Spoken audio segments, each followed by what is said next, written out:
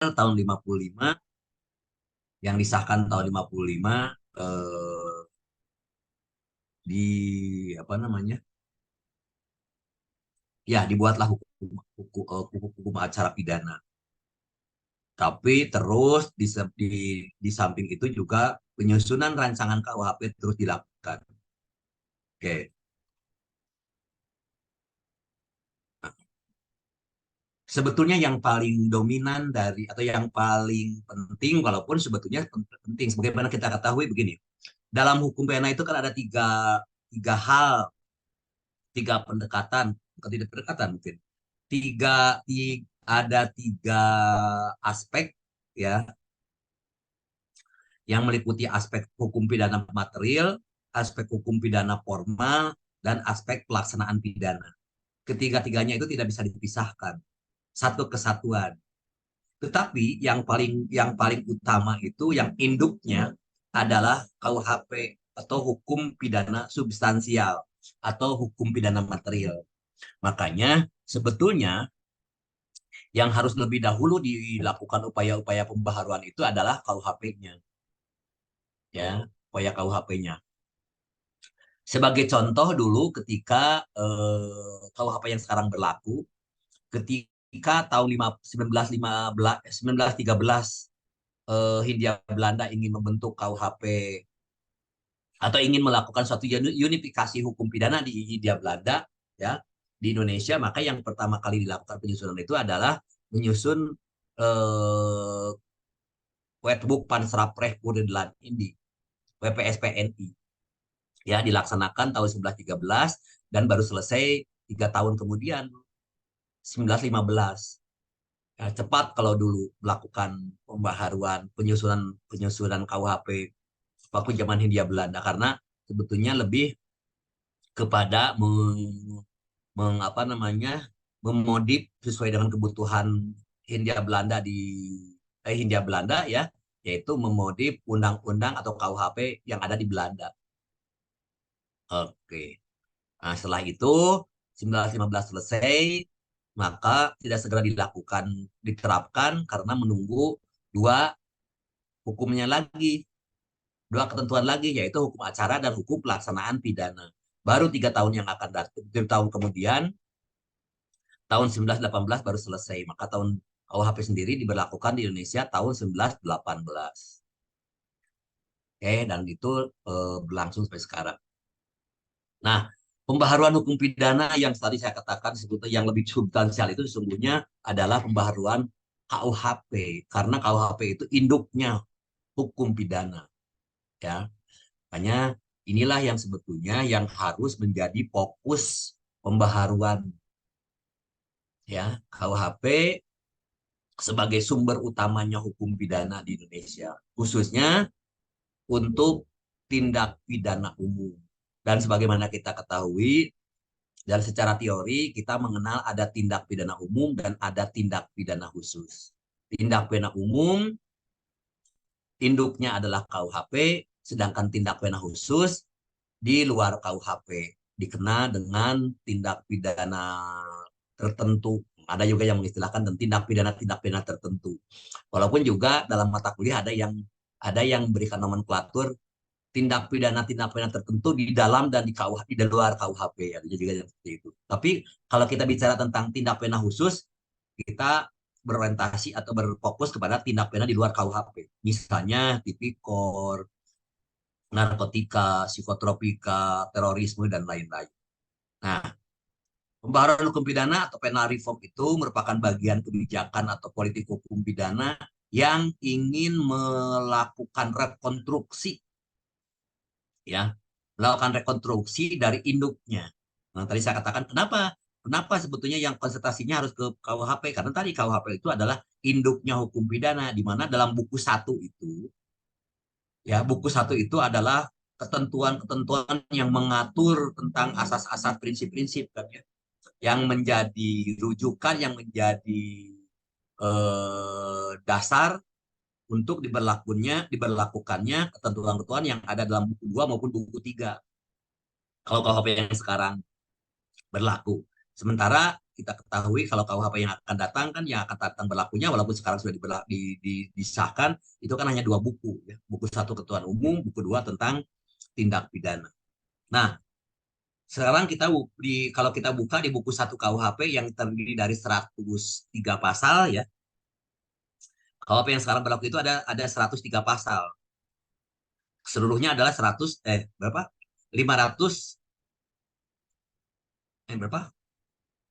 569 ya pasal sebetulnya. Asalnya 570 kalau di KUHP Belandanya. KUHP yang sekarang berlaku itu totalnya 569 pasal yang dibagi dalam 3 buku. Buku 1 ketentuan umum pasal 1 sampai 103, buku 2 104 sampai dengan berapa? 488 ya. Dan buku 3 489 sampai 569 KUHP. Nah, sekali lagi, buku 1 itu merupakan induk yang mengatur tentang hal-hal atau ketentuan-ketentuan umum. Dari mulai eh, asas berlakunya hukum pidana, baik menurut waktu maupun menurut tempat, ya, asas legalitas, misalkan apa namanya, asas berlakunya hukum pidana menurut waktu, menurut tempat, kemudian jenis-jenis pidana, ya, di pasal 10 misalnya ya. Kemudian tentang lamanya pidana, apa namanya? Rincian jenis pidana. Kemudian ada penyertaan, ada naming, ada perbuatan berlanjut, ada bermacam-macam. Nah, saudara bisa lihat di sampai bab 9, bab 8 dan 9 dari KUHP buku 1 itu mengatur tentang pengertian-pengertian.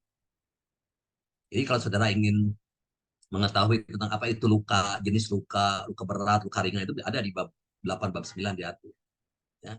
Sekarang diatur dulu tentang apa itu 1 hari itu berapa lama dan lain-lain, waktu dan lain-lain. Di sana sudah lihat. Nah, itu yang sebetulnya kenapa sekali lagi KUHP dipandang sangat krusial, sangat penting karena memang di sana asas-asas mengatur tentang ketentuan-ketentuan yang berlaku baik untuk tindak pidana umum maupun tindak pidana khusus yang diatur di luar KUHP. Jadi walaupun normanya untuk tindak pidana khusus ya, walaupun diatur di luar KUHP, tapi sebetulnya secara umum diatur di KUHP. Makanya berlakulah yang namanya asas atau prinsip leg spesialis, derogat, leg generalis. Itu saudara bisa lihat di pasal 103 KUHP. Misalnya tentang jenis pidana. Di KUHP yang sekarang berlaku, saudara bisa lihat di pasal 10. Kemudian pasal 11 sampai dengan pasal 14 ya, pidana bersyarat. Ya. Lalu pelepasan bersyarat. Berapa lama tuh yang namanya tidak sanksi pidana perampasan kemerdekaan. Di KUHP berapa lama mengatur tentang sanksi pidana penjara? Kan pada penjara itu ada 2 jenis ya. Kalau kita lihat pasal 10, saudara masih ingat pasal 10 itu isinya tentang apa? Jenis-jenis sanksi ya, jenis-jenis pidana ya. Seluruh KUHP ada pidana apa? Jenis sanksi pidana itu dibagi 2 dalam KUHP itu, yaitu pidana pokok dan pidana tambahan. Tambahan. Pidana pokok ada berapa jenis tuh? Pidana pokok terdiri dari mati, penjara, denda, kurungan, tutupan gitu ya. Nah, pidana penjara di KUHP diatur paling lama berapa berapa lama paling lama berapa tahun, paling rendah berapa tahun, diatur nggak di KUHP menurut pengetahuan saudara? KUHP diatur nggak tentang batas waktu pidana penjara sementara waktu? Karena pidana penjara itu ada 2 jenis, pidana penjara seumur hidup, ada pidana penjara sementara waktu. Pidana penjara sementara waktu antara berapa tahun sampai berapa lama, berapa hari atau berapa minggu, berapa bulan sampai berapa tahun? Ada yang tahu? 10 hari maksimal 20 tahun. Hah? Paling lama berapa? Berapa lama? Berapa tahun paling lama? 20. Saudara lihat di pasal 12. Pasal 12 KUHP. Di KUHP kita itu mengatur kebijakan pemidanaan itu maksimum umum. Maksimum umum. Tapi batasnya sebetulnya walaupun maksimum umum, tapi dibatasi kalau pidana penjara. Saudara lihat di pasal 12 KUHP. 12. Ada pasal 12. Nah, berapa lama tuh? Tidak melebihi 20 tahun, Bro. 20 tahun ya. Jadi pidana penjara itu tidak boleh lebih 20 tahun. 20 tahun pun itu sebetulnya kalau pemberatan 15 tahun ditambah sepertiga gitu kan ya bahasanya ya kalau nggak salah ya. Pidana penjara itu maksimal 15 tahun. Tapi kalau untuk tindak pidana tertentu boleh tambah sepertiga. Jadi setinggi-tingginya 20 tahun. Itu batas batas batas atasnya. Batas bawahnya berapa? Pasal 12 tuh. 1 hari. Batas minimumnya, batas bawahnya itu 1 hari. Oke. Tetapi di dalam masing-masing pasal, masing-masing pasal di buku 2 dan buku 3 tidak ditentukan. Ya, tidak ditentukan dalam arti tidak diatur secara limitatif berapa lama. Tapi mengatur maksimum umum. Kenapa maksimum umum? Saudara bisa baca tuh. Coba lihat ya di buku 2 atau buku 3. Barang siapa bla bla bla bla bla bla dipidana dengan pidana penjara se paling lama atau setinggi-tingginya gitu kan bahasanya kalau tidak salah ya. Atau maksimal gitu ya. Paling lama 12 tahun, paling lama 9 tahun, paling setinggi-tingginya 5 tahun misalnya gitu. Nah, itu yang maksimal. Kecuali untuk tindak pidana tertentu. Misalnya diatur dalam pasal 340. 340 mengatur tentang apa tuh? 340 mengatur tentang apa?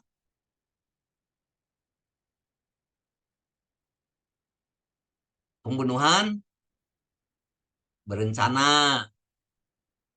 Pembunuhan berencana itu ancaman pidananya 20 tahun, seumur hidup, atau pidana mati. Gitu kan? Nah, gitu.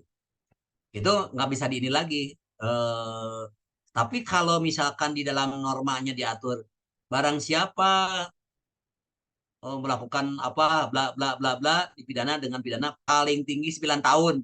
Nah, paling tinggi 9 tahun. Boleh nggak hakim menjatuhkan 1 minggu atau 1 tahun?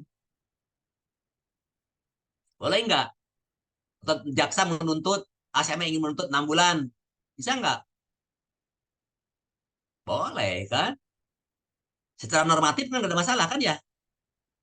Karena diaturnya apa tadi katanya di dalam undang-undangnya paling tinggi atau selama-lamanya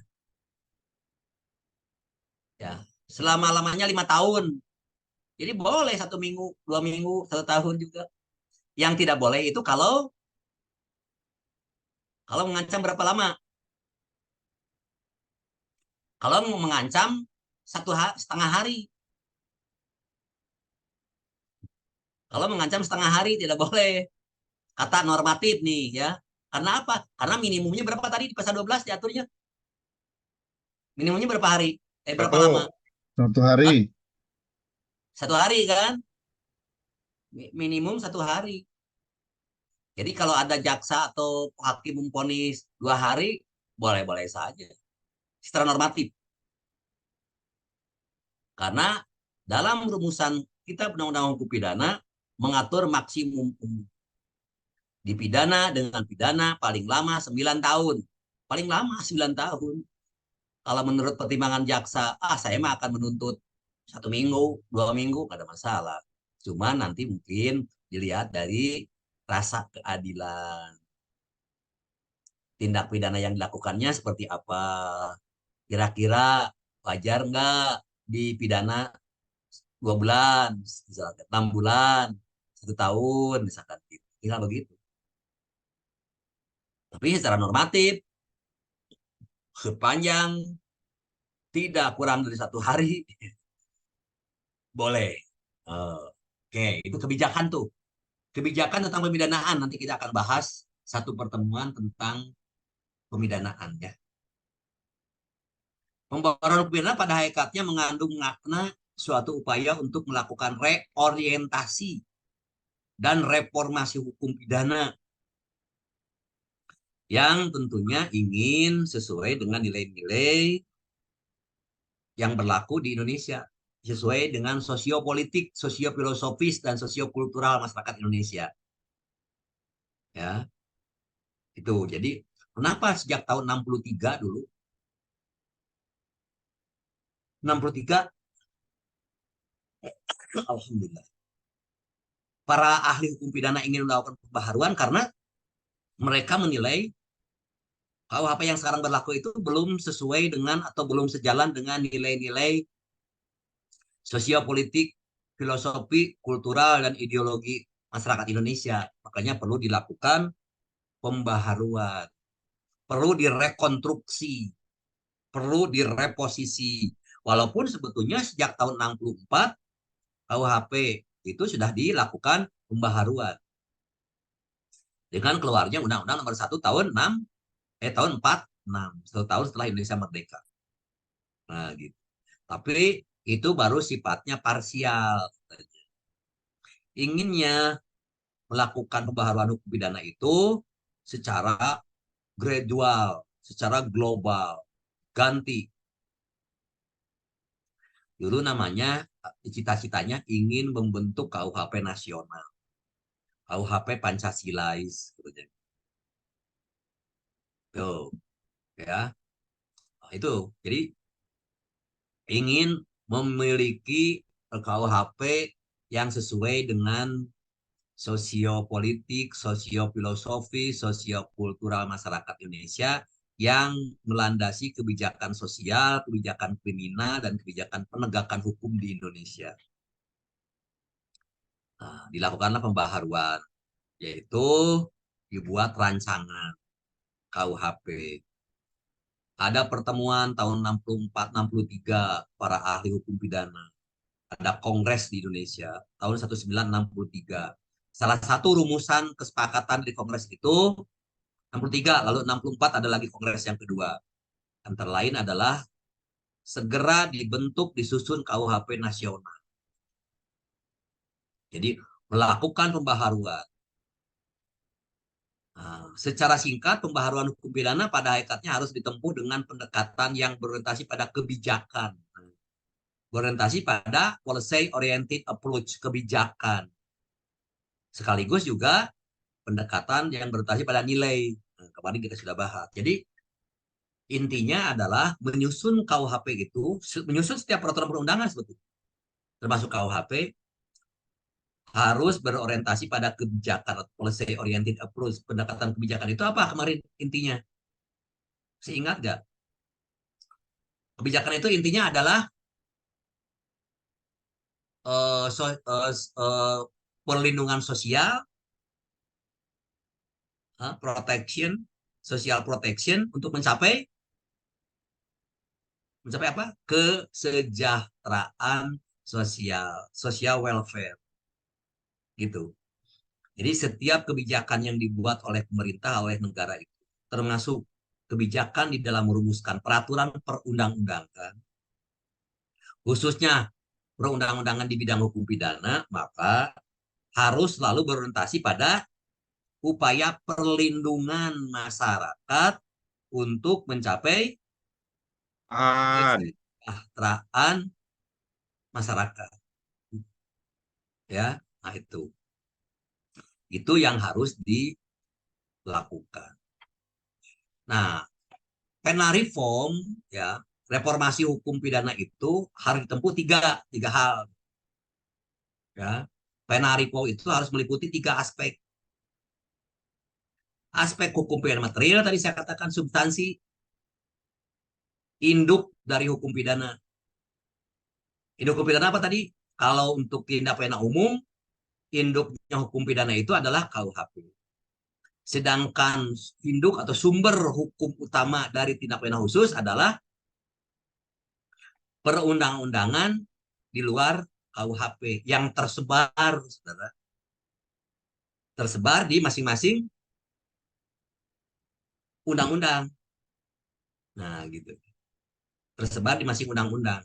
Cuman bedanya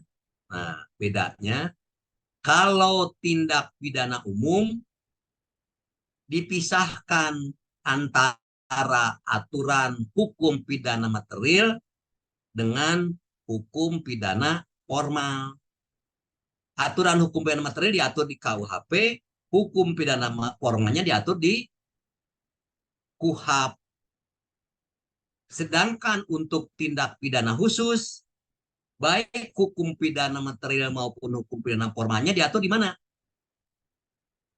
Diatur dalam satu di bukan di KUHAP kalau yang tindak pidana khusus. Diatur dalam masing-masing undang-undang tindak pidana khusus. Coba saudara buka undang-undang tipikor, undang-undang narkotika, undang-undang psikotropika. Selain mengatur tindak pidana, selain mengatur aturan substansinya, juga mengatur hukum acaranya.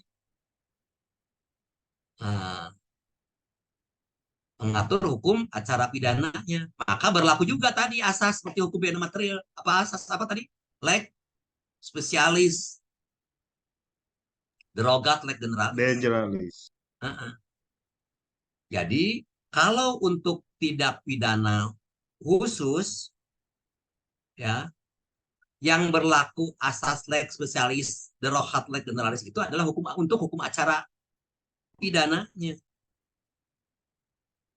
Jadi sepanjang tidak diatur oleh KUHAP, maka berlakulah ketentuan yang diatur di masing-masing undang-undang. Atau kalau KUHAP mengatur, tapi undang-undang khusus mengatur, maka dikesampingkan ketentuan yang ada di KUHAP karena berlaku asas leg spesialis. Itu. Misalnya, dan ternyata dalam tindak pidana khusus tertentu bukan hanya mengatur hukum acaranya, hukum materialnya pun diatur. Contoh, di tipikor. Tadi saya katakan di pasal 10, 11 sampai dengan 14 itu mengatur tentang apa tadi? Ancaman pidana kan? Jenis pidana dan lamanya pidana. KUHP mengatur maksimal berapa tahun tadi? 20 tahun. Dan mengatur minimal 1 hari. Ya. Tetapi di Undang-Undang Tipikor ada pengecualian. Minimalnya berapa lama tuh di Tipikor? 4 tahun. 4 tahun itu untuk pasal 2. Untuk pasal 2, untuk pasal 3, bukan 4 tahun. Pasal 2, 4 tahun minimal. Pasal 2 itu berapa tahun? Setahun, 2 tahun. Nah, ada beda. Ya.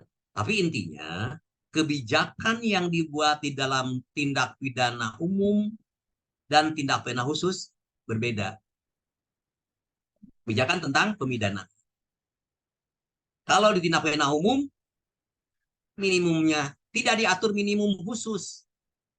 Tetapi kalau tindak pidana khusus mengatur minimum khusus itu.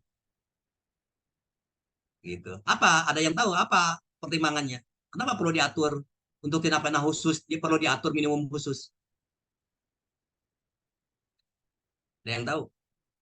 Kenapa perlu diatur? Kira-kira rasional, rasio berpikirnya kenapa untuk tindak pidana khusus diatur minimum khusus? Sementara maksimum umumnya tidak. Maksimum umumnya merujuk ke KUHP. Tapi minimum khususnya diatur di masing-masing undang-undang. Narkotika ada minimum khusus. Ya, tadi tipikor mengatur. Kemudian terorisme mengatur. Kira-kira apa rasio berpikirnya?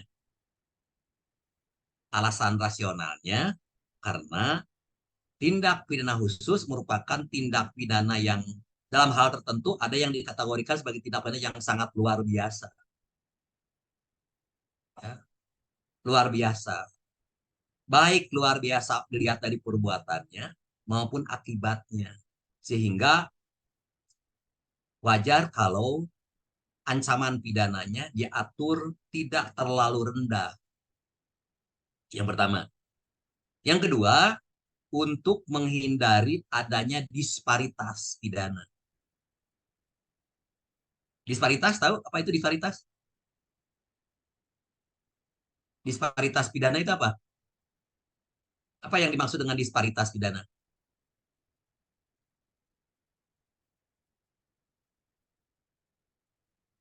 Jomplang perbedaan penjatuhan sanksi ya terhadap satu tindak pidana yang sama.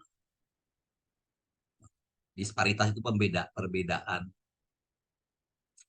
Satu orang atau untuk tindak pidana tertentu ada dua orang yang melakukan atau mungkin gini, dilihat dari aspek dampaknya sebetulnya sangat berat, tapi diberikan sanksi pidana yang terlalu rendah.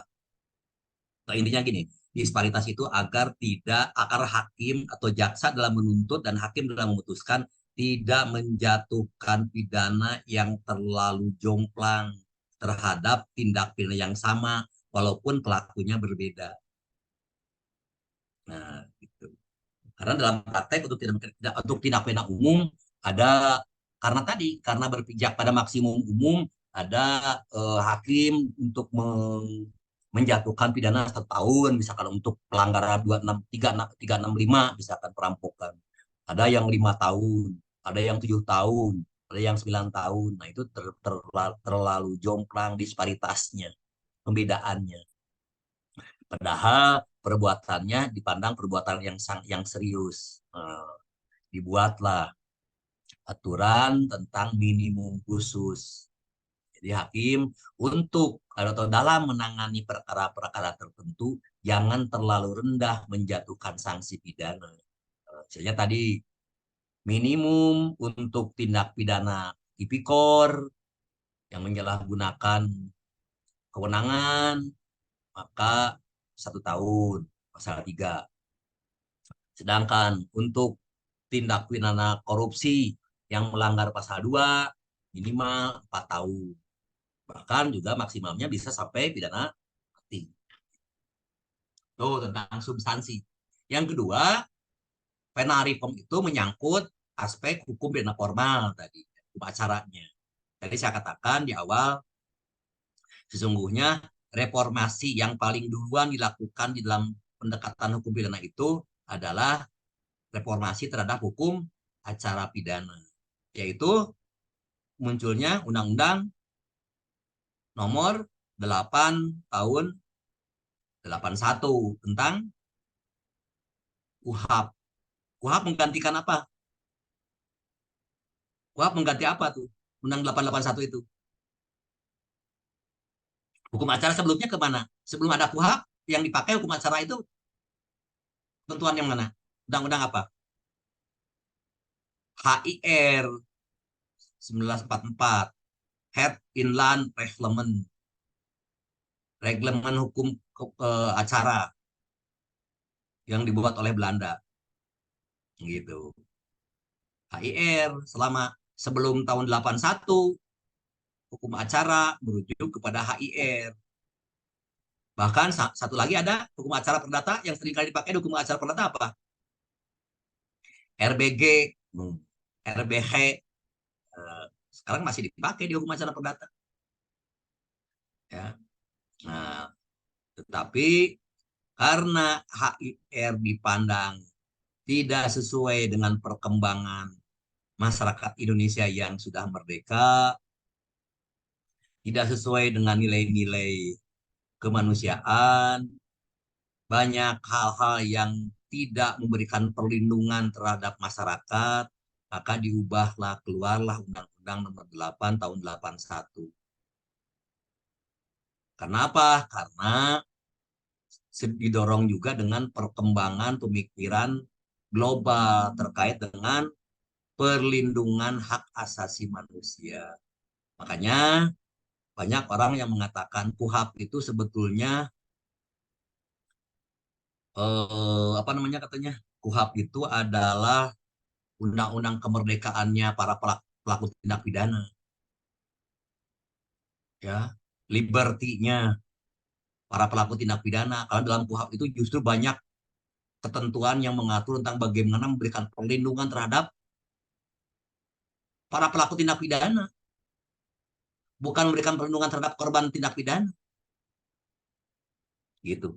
Polisi salah tangkap bisa diperadilankan, jaksa salah menuntut bisa diperadilankan, tersangkakan, gitu kan. Jadi KUHP itu lebih berorientasi memberikan perlindungan terhadap orang yang diduga melakukan tindak pidana sebagai lawan dari HIR. Kalau HIR justru sangat keras.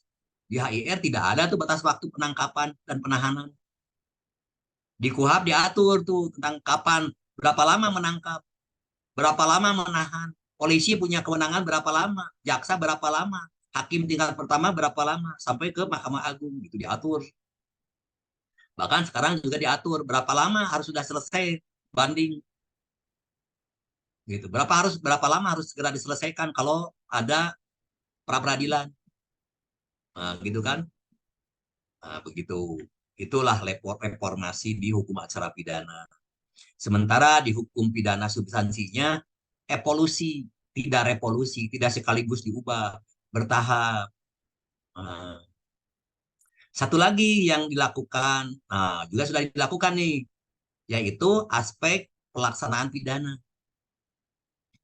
Dulu yang bersamaan berlakunya dengan Kitab Undang-Undang Hukum Pidana itu HIR hukum acaranya, Undang-Undang tentang Pemenjaraan, hukum pelaksanaan pidana. Kemudian tahun 1915 ya, diubah adanya Undang-Undang tentang Pemasyarakatan. Betul? 1915 nomor 12, 12 ya, 95 betul. 12 tahun 1995.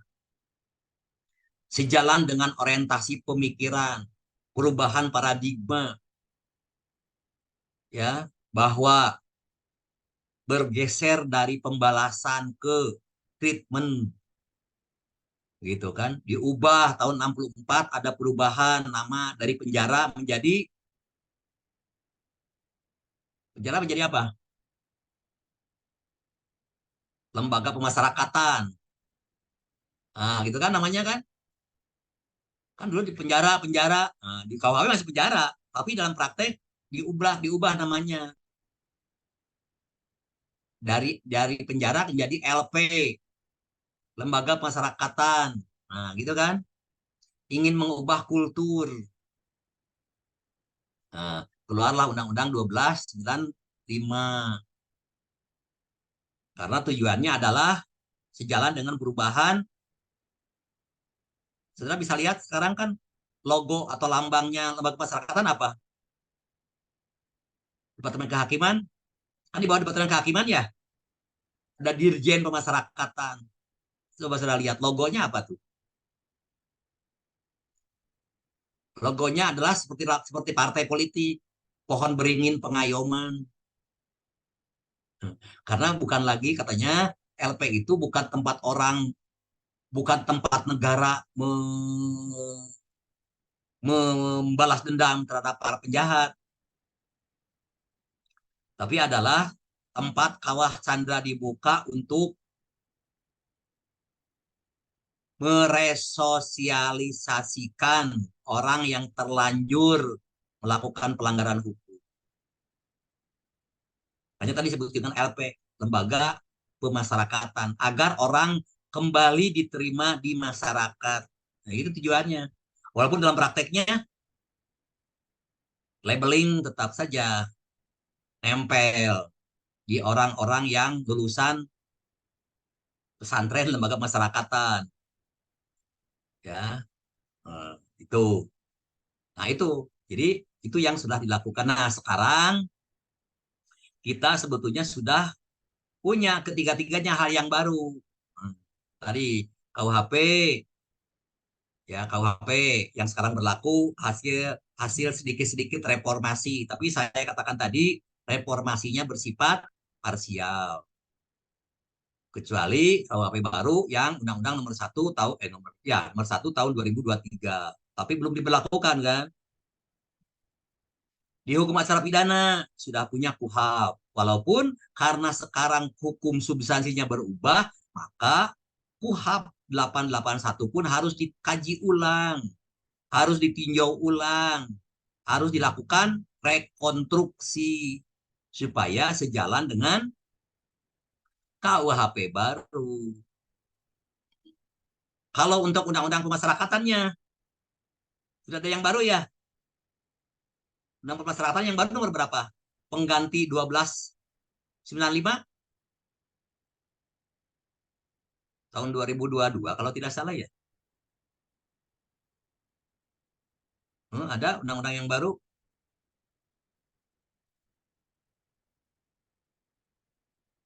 Nah, itu udah diubah. Tapi tidak terlalu kemungkinan nanti ke depan juga harus diubah kembali sesuaikan. Karena sekarang ada jenis pidana baru. Nah, nanti kita bahas pertemuan-pertemuan selanjutnya tentang apa sebetulnya yang tercantum, kebijakan yang diatur dalam KUHP baru itu apa saja, meliputi apa saja. Oke, ini tiga hal sekali lagi saudara. Jadi kalau bicara tentang hukum pidana, maka di dalamnya ada tiga aspek. Pertama aspek material, substansial, kedua aspek formal acara, dan ketiga aspek pelaksanaan pidana. Tiga-tiganya merupakan satu kesatuan karena saling melengkapi. Oke. Nah, kenapa perlu dilakukan pembaharuan? Nah, tadi sedikit sudah saya singgung. Secara politis, sejak 45, sorry. Sejak tahun 45, Indonesia itu sudah kategorikan sebagai negara yang merdeka, yang berdaulat. Tidak lagi tergantung pada negara penjajah. Jadi sudah wajar kalau negara merdeka sudah punya undang-undangnya sendiri. Tidak menggunakan KUHP penjajahnya, katanya begitu ya. Logikanya wajarlah kalau punya undang-undang sendiri. Sebagaimana juga amanat dari Undang-Undang Dasar 45. Nah, gitu. Nah, KUHP yang diciptakan sendiri dapat dipandang sebagai lambang atau simbol dan merupakan kebanggaan satu negara bahwa negara merdeka mempunyai nilai-nilai norma, mempunyai ketentuan hukum, peraturan perundang-undangan yang sesuai dengan iklim tadi geopolitik, geofilosofis, geososial, gitu kan, ya, yang terlepas dari kungkungan penjajahan, gitu. Oke, dan alasan yang ketiga secara politis ya, alasan politisnya. KUHP itu suatu negara itu ya yang dipaksakan untuk diberlakukan di negara lain dapat dipandang sebagai simbol penjajahan. Walaupun sebetulnya dalam tatanan praktik dan teori ya tadi KUHP yang sekarang berlaku juga sudah sedikit-sedikit dipoles. Dilakukan upaya-upaya pembaruan, cuman pembaruannya apa tadi saya katakan? Bersifat parsial. Hanya mengubah pasal tertentu, dihapuskan, ganti, dan lain-lain. Nambah pasal, nambah bab gitu kan. Gitu. Tambah sulam lah istilahnya. Tambah sulam. Jadi sebetulnya walaupun sudah diubah secara tambah sulam, tapi substansinya sebetulnya masih substansi peninggalan kolonial. Gitu. Secara sisiologis, pengaturan dalam hukum pidana merupakan pencerminan ideologi politik suatu bangsa. Ya, artinya apa? Nilai sosial budaya bangsa itu betul-betul harus dihargai, ya, dan perlu dilakukan upaya-upaya kriminalisasi dekriminalisasi dan depenalisasi. Sudah baca buku saya kan, buku kriminologi. Apa itu kriminalisasi? Ada di buku kriminologi itu. Apa itu kriminalisasi? Apa itu dekriminalisasi? Dan apa itu depenalisasi? Itu dilakukan di dalam upaya-upaya pembaharuan KUHP. Kriminalisasi yaitu merumuskan peraturan perundang-undangan terhadap perbuatan-perbuatan yang asalnya belum atau tidak dikategorikan sebagai suatu perbuatan pelanggaran hukum atau kejahatan atau tindak pidana. Oke, karena salah satu kelemahan hukum tertulis itu kan begitu ya.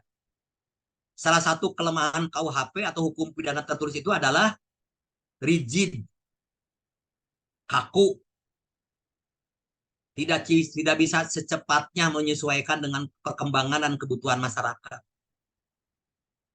Satu kali diundangkan ya seumur hidup sampai kalau sebelum diubah, dicabut dan diganti ya seperti itu. Maka perlu dilakukan tinjauan rekonstruksi dengan mengkriminalisasi. Yang kedua apa? Perlu dilakukan dekriminalisasi. Jangan-jangan KUHP yang sekarang berlaku itu sudah banyak yang ketinggalan, sudah banyak hal-hal yang tidak sesuai lagi dengan kebutuhan masyarakat, perkembangan masyarakat. Karena dulu zaman Belanda sedikit-sedikit ancaman pidana, sekarang zaman dengan kemerdekaan, zaman demokratis, mungkin ada perbuatan-perbuatan yang tidak sesuai lagi dengan iklim demokratis. Sehingga tidak perlu lagi dikategorikan sebagai tindak pidana. Makanya perlu didekriminalisasi. Tidak lagi dikategorikan sebagai tindak pidana. Gitu. Tuh, jadi secara fisiologis disesuaikan dengan kebutuhan dan perkembangan penegakan hukum pidana. Ya. Oke. Alasan yang ketiga, alasan praktis. Nah, kebutuhan praktek dalam proses penegakan hukum, terutama yang dihadapi oleh para APH, yang dirasakan oleh para aparat penegak hukum, dari mulai kepolisian, kejaksaan, pengadilan, kemasyarakatan, advokat. Advokat juga kan sekarang setelah ada, bukan sekarang sebetulnya. Sejak tahun berapa advokat dikategorikan sebagai penegak hukum? Tahun berapa tuh? Sejak adanya undang-undang advokat. Undang-undang advokat nomor berapa? Undang-undang advokat itu nomor berapa? Undang-undang nomor 18. Ada advokat di sini? Ada advokat nggak? 18 tahun 2003, Pak. 18 tahun 2003. Itu kan undang-undang advokat ya. Dan advokat setelah ada undang-undang itu harusnya betul diakui secara kebijakan regulasi, diakui sebagai bagian dari penegak hukum. Cuman bedanya apa?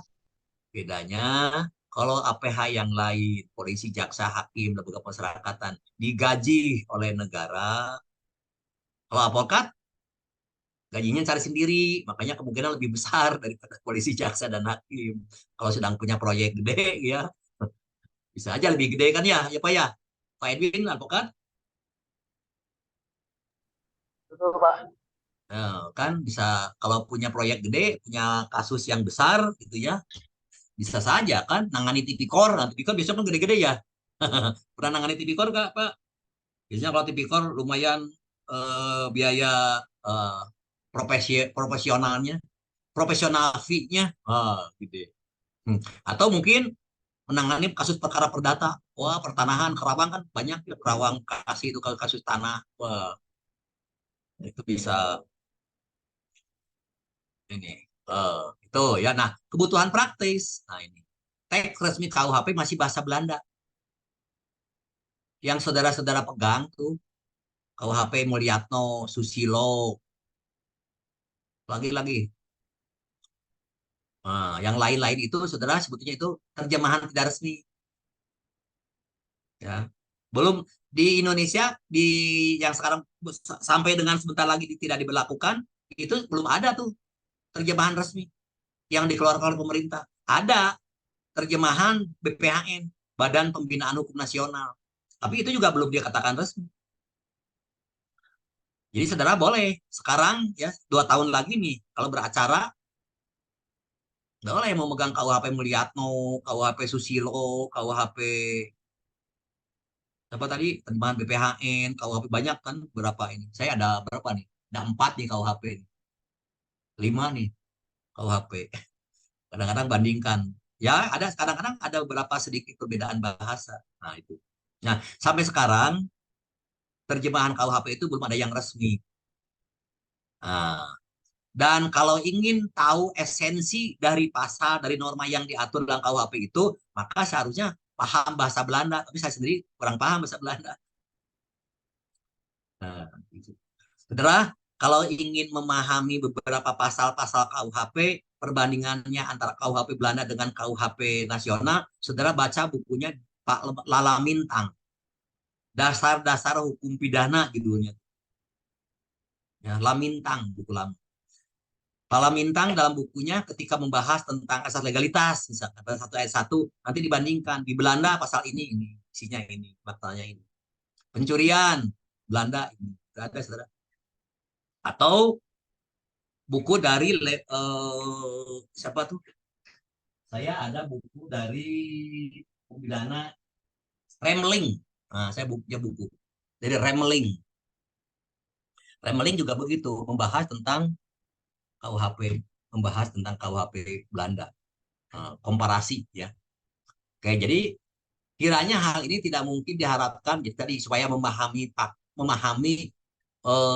makna norma yang sesungguhnya sebaiknya mengerti bahasa Belanda. Nah, di kita aja good gitu kan ya. Good dalam bahasa Belanda, benda, barang itu kan juga banyak ada perbedaan pemahaman ya, perbedaan makna oleh para ahli. Jadi teks yang tercantum dalam KUHP yang disusun oleh Profesor Mulyatno misalnya Susilo dan lain-lain merupakan terjemahan. Tapi yang diakui memang terjemahan yang digunakan oleh para penegak hukum, tapi bukan terjemahan resmi. Ya, terjemahan partikelir. Oke. Yang keempat, alasan adaptif. Apa itu adaptif? Adaptif itu apa? Futuristik. Alasan kebutuhan ke depan. Saudara, bikin undang-undang itu harus berpikir berlaku 5-10 tahun ke depan. Kalau saudara ada anggota dewan, baik DPRD maupun DPR atau ya pokoknya lah para pembuat kebijakan, lembaga legislator, kalau bikin undang-undang itu jangan hanya berlaku untuk 1 bulan, 2 bulan, setahun, 2 tahun, atau satu periode. Ya, bikin undang-undang itu harus adaptif. Kira-kira bagaimana nih perkembangan masyarakat ke depan, bikin norma-norma yang masih bisa berguna ke depan. Gitu. Ya, adaptif, futuristik. Hmm. Bahwa perkembangan masyarakat itu sangat pesat, sangat cepat, saudara.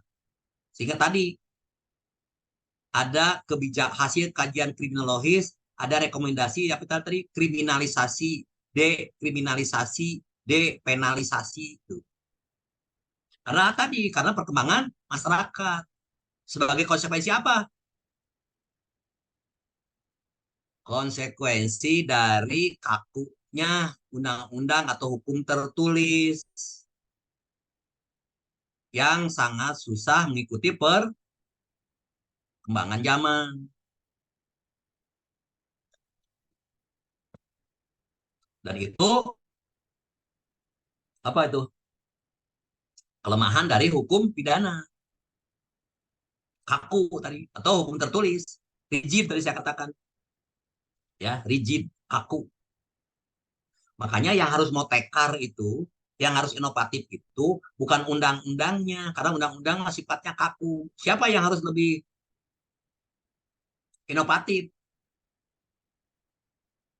Para penegak hukumnya. Penegak hukumnya harus bisa mengikuti perkembangan zaman. Ketika menerapkan undang-undang itu jangan kaku, ya. Melakukan terobosan-terobosan, terutama hakim misalnya. Mungkin kalau saudara polisi atau jaksa terkungkung oleh asas legalitas, asas praduga tidak bersalahnya tuh sangat kental tuh di kepala APH tingkat polisi dan jaksa, ya. Karena kita ada prinsip ya, asas praduga tidak bersalah itu tidak berlaku kan, saudara-saudara yang polisi atau jaksa kan tidak berlaku yang namanya asas praduga tidak bersalah, sebagaimana pernah saya sampaikan. Asas praduga tidak bersalah itu hanya berlaku bagi hakim di pengadilan. Kalau polisi jaksa mah kebalikan, asas praduga bersalah, ya, presumption of guilt.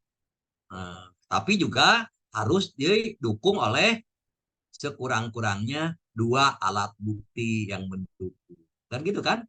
Mentersangkakan orang, menentukan orang dikatakan diduga melakukan tindak pidana itu harus didukung sekurang-kurangnya oleh dua alat bukti. Bahkan polisi sekarang, penyidik sekarang kan tidak mau dua, itu minimal dua itu. Sudah ada bukti surat, ada saksi, ada, tetap aja datang ke saya, Pak, Prof mau konsultasi, nah, mau BAW, bikin BAW, wawancara, kira-kira ada nggak ini, masuk nggak nih pasal yang dilaporkan atau tidak masuk. Nah, biasa minta dikuatkan oleh ahli biasanya. Merujuknya kemana? Perkap 19 2016 ini Prof sesuai dengan Perkap agar juga dikuatkan oleh ahli.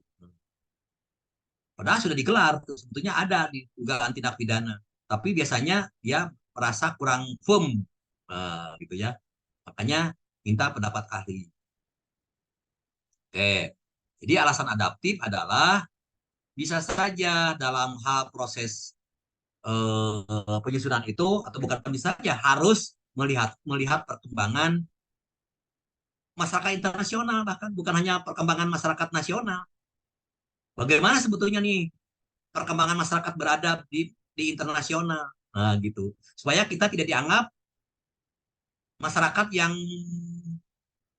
tidak gaul gitu kan, tidak bergaul. Oke, ya, melihat tren perkembangan masyarakat internasional di dunia internasional seperti apa. Nah, itu dibuatlah aturan-aturan yang mampu mengakomodir kebutuhan.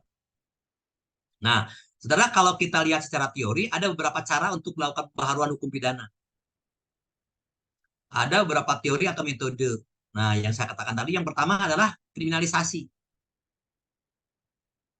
Apa itu? Merubah nilai yang menyebabkan sejumlah perbuatan yang tadinya tidak dikategorikan sebagai tindak pidana atau perbuatan tercela, ya, dan tidak bisa dituntut untuk diseret ke pengadilan, maka dibuatlah ketentuan yang mengatur tentang itu sehingga nanti ada kepastian hukum. Itu namanya kriminalisasi. Ya, kriminalisasi. Dibuatlah aturan-aturan. Yang kedua, nah, biasanya kalau kriminalisasi berarti ada delik baru, ketentuan baru, norma baru. Ya, nah, dengan adanya mengkriminalisasikan suatu perbuatan, maka masyarakat menjadi terlindungi kepentingannya. Karena perbuatan yang awalnya oleh masyarakat dipandang sebagai tindak pidana dan tidak diatur oleh KUHP atau hukum pidana lainnya tidak bisa diatur, dan penegak hukum tadi saya katakan penegak hukum berpijak pada prinsip asas legalitas, asas praduga tidak bersalah. Asas praduga bersalah,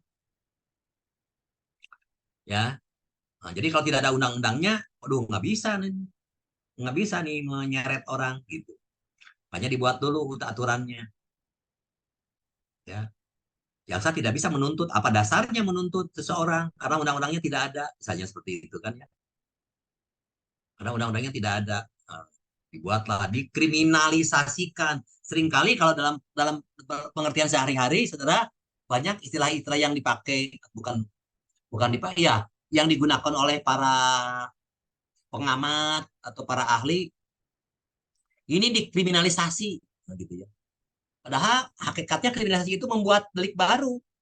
Kalau delik yang sudah ada, pasalnya sudah ada, tapi tidak diterapkan, kemudian ujuk-ujuk diterapkan, itu bukan kriminalisasi menurut teori, sebetulnya menurut pemahaman secara umum. Memang itu penegakan hukum. Gitu. Nah, tapi kan banyak sekarang kan, seperti yang sekarang rame-rame di dunia politik, ya. Wah ini mah kriminalisasi, misalnya begitu kan. Padahal sebetulnya memang perbuatannya perbuatan yang melanggar hukum. Cuman mungkin sebelumnya tidak dituntut, tidak ditegakkan, sekarang ditegakkan gitu kan. Nah, itu penegakan hukum sebetulnya sih. Jadi sekali lagi, kalau yang dikategorikan kriminalisasi itu adalah mengkategorikan atau mengkriminalkan suatu perbuatan yang asalnya tidak dikategorikan sebagai perbuatan kriminal. Apa misalkan, nah ada lagi nih kasus nih tentang suap. Suap itu sebetulnya, suap, saudara tahu suap ya? Suap diatur sebetulnya di KUHP, diatur di Undang-Undang Khusus diatur 1180 ada suap. Tapi ternyata untuk tindak pidana tertentu di Tipikor diatur juga ada istilah lain untuk suap di Tipikor ya. Apa tuh istilahnya? Gratifikasi. Gratifikasi itu kan memberi, saudara. Cuman memberinya salah kaprah. Memberinya salah kaprah. Kenapa salah kaprah? Kenapa salah kaprah? Karena kalau memberi menurut keyakinan kita, agama, memberi itu adalah membantu orang yang memerlukan, orang yang punya, memberi orang yang tidak mampu, tidak punya. Itu kan agama gitu ya. Tangan di atas lebih baik daripada tangan di bawah. Kalau tangan kanan memberi, usahakan tangan kiri tidak mengetahuinya, gitu. Membantu. Tapi dalam praktek justru dalam perkembangan hukum pidana banyak orang memberi tapi memberinya salah, menyalahgunakan niatnya, menyalahgunakan esensinya, yaitu memberi orang yang sudah kaya, bawahan nyuap atasan, atau seseorang menyuap pejabat memberi juga. Nah, tapi karena salah akhirnya masuklah kategori tindak pidana, dirumuskanlah dalam undang-undang tipikor disebut dengan gratifikasi. Nah, dibuatlah tadi kriminalisasikan ya, atau dikemaslah baik pasal 5 misalkan pasal 12 di undang-undang tipikor, walaupun dikemasnya dengan suap, bukan ya, pasal 5 pasal 12 tipikor itu suap. Nah, yang kedua dekriminalisasi tadi saya katakan, kebalikan tadi kan ya, kalau kriminalisasi yang tidak ada menjadi ada, kalau dekriminalisasi yang asalnya ada menjadi tidak ada. Itu adalah pikiran sederhananya, pengertian sederhananya. Kalau kriminalisasi yang asalnya tidak dikategorikan pidana menjadi pidana, asalnya tidak dipidana menjadi dipidana. Kalau dekriminalisasi asalnya dipidana menjadi tidak dipidana. Walaupun juga ada yang memang secara langsung dicabut, diganti undang-undangnya, atau yang memang dibiarkan aja begitu saja, tapi tidak diterapkan, tidak diberlakukan. Bahasanya dimandulkan. Nah, gitu. Jadi tidak lagi dikategorikan sebagai kejahatan. Yang ketiga, rekriminalisasi. Nah, perubahan penilaian. Ya, nah ini yang paling juga sering kali seperti ini. Perbuatan yang diancam pidana menjadi perbuatan yang dipandang sebagai bukan kejahatan yang perlu dipidana, tapi dalam perkembangannya perbuatan tersebut perlu dijadikan delik kembali. Nah, pernah dulu dimandulkan misalnya, tapi karena kebutuhan perkembangan zaman perlu dilakukan lagi. Dulu ada Undang-Undang 11 PNPS 63. Tentang apa tuh? Undang-Undang 11 PNPS 63. PNPS ya, 63. Tentang apa tuh? Delik subversi. Delik subversi itu apa? Delik politik ya. Lebih banyak politik kan ya subversi itu. Dicabut tuh, sempat dicabut, sampai sekarang juga tidak ada tuh delik subversi. Karena reformasi tahun 94, tahun 99 ya, tahun 99 dicabut oleh Profesor Muladi ketika jadi Menteri Kehakiman. Karena dipandang tidak sesuai lagi dengan perkembangan pemikiran masyarakat yang sudah reformasi. Tahu-taunya muncul Undang-Undang Nomor 1 darurat. Undang-Undang terorisme nomor berapa? Terorisme asalnya Perpu, asalnya terorisme setelah terjadi bom Bali. Tahun berapa tuh bom Bali itu? 2004. 2004. Bom Bali 2004 ya. Si siapa yang pidana mati? 2004 betul. 2004 bom Bali. Ketika terjadi bom Bali, saudara penegak hukum kewalahan karena tidak ada undang-undang yang bisa dijadikan sebagai dasar hukum untuk menjerat para terorisme. KUHP terlalu rendah. Keluarlah Perpu ya. Perpu Kepres. Perpu kalau nggak salah. Sekarang menjadi undang-undang. Undang-undang tentang terorisme. Nah, itu diinikan lagi, diatur lagi itu tentang delik politik. Itu rekriminalisasi. Dihidupkan lagi tuh. Bawa senjata, bawa bom, menyimpan. Bahkan sekarang money laundering juga bisa menyeret orang yang diduga melakukan tindak pidana terorisme.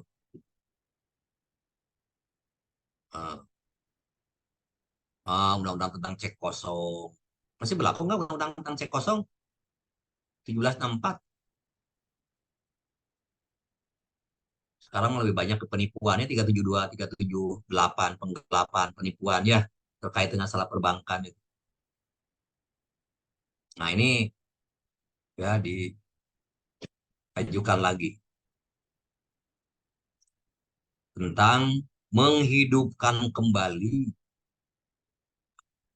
pasal-pasal atau ketentuan-ketentuan yang sebetulnya sudah dianggap tidak berlaku atau dianggap tidak sesuai lagi dengan kebutuhan masyarakat. Oke, itu rekriminalisasi.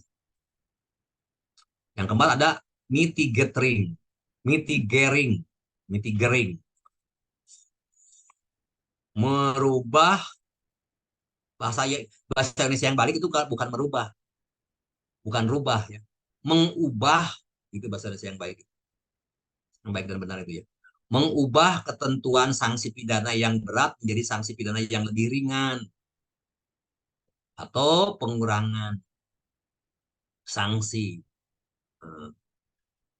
Di Undang-Undang ITE, Undang ITE ya, Undang-Undang ITE awalnya, Undang-Undang ITE yang pertama nomor berapa? Undang-Undang berapa? 1180 ya? 1180. Itu ancaman pidananya ada yang diancam 6 tahun, 8 tahun kalau tidak salah. Diubah. Sekarang Undang-Undang ITE nomor berapa tuh yang baru?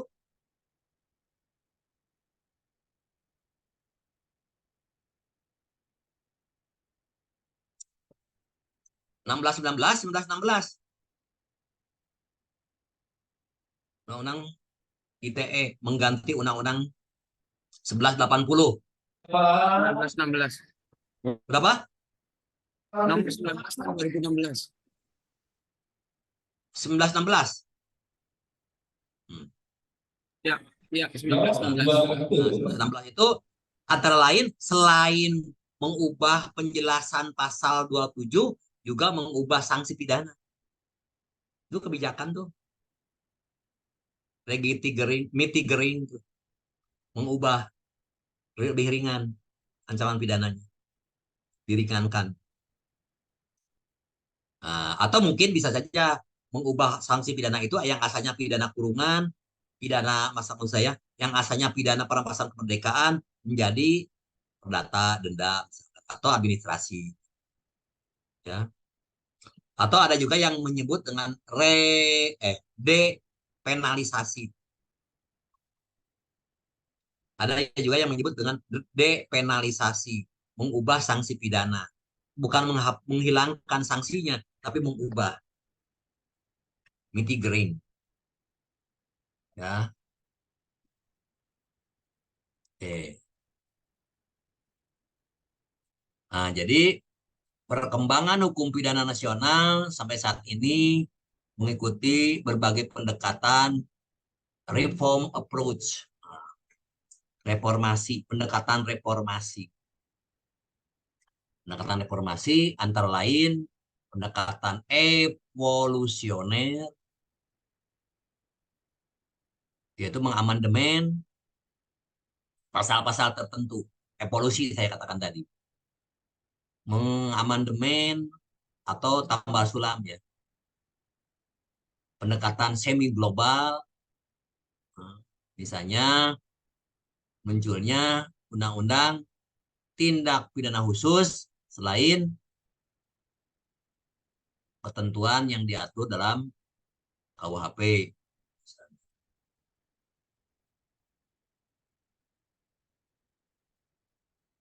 Pendekatan kompromi, kompromis, sudah bisa lihat. Ya. Kompromis karena ada kebijakan-kebijakan pemerintah hasil kesepakatan masyarakat internasional. Sehingga ada yang harus diintegrasikan. Nah, atau bisa juga dengan pendekatan komplementer. Itu yang bisa ditempuh. Ya.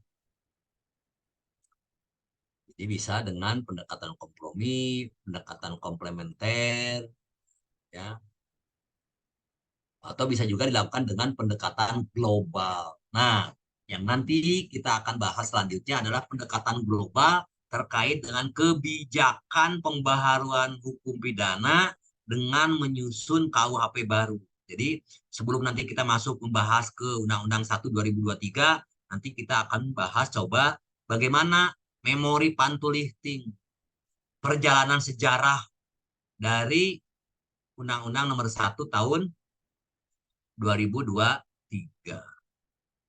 Oke, itulah saudara pentingnya pembaharuan hukum, bidang hukum pidana, ya, yang saya katakan tadi, yang secara komprehensif harusnya juga menyentuh ketiga pendekatan, tiga aspek, yaitu perlu dilakukan pembaharuan hukum pidana substansi atau material, pembaharuan hukum pidana formal, prosedural, dan pembaharuan hukum pidana pelaksanaan pidana. Karena ketiga-tiganya itu merupakan tiga serangkai dalam hukum pidana. Sebagaimana juga objek dalam hukum pidana sendiri. Saudara, kalau belajar hukum pidana itu kan ada tiga hal, yaitu perbuatan, kesalahan, dan pidana. Oke, itu saudara yang kita bahas hari ini terkait dengan upaya-upaya pembaharuan. Baik, mudah-mudahan tidak ada yang ditanyakan. Atau ada yang mau tanya? Ada yang menyampaikan pandangannya, pendapatnya? Kalau tidak ada, kita akhiri saja pertemuan sore ini. Sore yang sangat panas, ya. Sore yang sangat melelahkan nih, karena dari pagi saya jadwal Sabtu itu. Cuaca sangat panas sekali ini daerah Karawang, apalagi ini kebayang para Karawang. AC harus terus-terus dinyalakan di ruangan ya. Saya buka jendela saja nih, karena panasnya minta ampun nih. Di Bandung berapa nih? 32,32 derajat Celcius.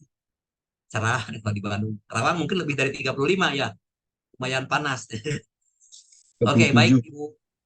37 ya. Oh, lumayan. Lumayan panas. Jadi ya cuaca hari besok juga ada di Bandung ada acara sholat minta hujan bersama nih, Istiqo.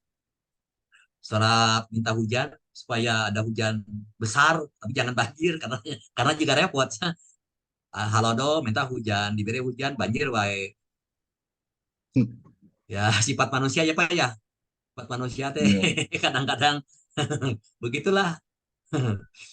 Oke, tapi mudah-mudahan lah dengan kondisi apapun kita selalu dalam lindungannya, dan kita selalu dalam dekat sama Tuhan. Itu aja Ibu, Bapak. Nah, ibunya lagi monitor. Jadi karena hanya ada dua orang, di pidana ada berapa orang? Satu orang, dua orang ibunya. Budian aja ya. Kemudian Oke, jadi paling cantik ya Budian, nggak ada saingannya di pidana. Oke, baik, terima kasih saudara. Sampai ketemu lagi nanti. Oke, kalau jadi nanti kita ketemu kopi darat Jumat ya. Jumat di kampus kita mulai jam 1, terserah mau nanti kebijakan dulu atau metodologi dulu. Nah, pokoknya saya ingin sehari selesai, mudah-mudahan tidak sampai malam supaya pulang lagi ke Bandung. Tidak terlalu. Oke, terima kasih saudara-saudara. Sampai ketemu lagi. Ya, kasih Prof. mohon informasi dan koordinasi dengan Pak Iman, Pak Kaprodi ya, supaya nanti kita bisa menyelenggarakan. Kalau memungkinkan, kalau tidak memungkinkan ya segera dikasih tahu supaya kita ya Zoom saja kalau tidak memungkinkan untuk ketemu. Oh, baik. Assalamualaikum warahmatullahi wabarakatuh. Enggak. Waalaikumsalam warahmatullahi Waalaikumsalam. wabarakatuh. Bentar, ini udah di screenshot nih. Dokter Hadir, Udah, Prof. udah ya. Iya, Oh, oke, tiga. oke, monggo. Yuk.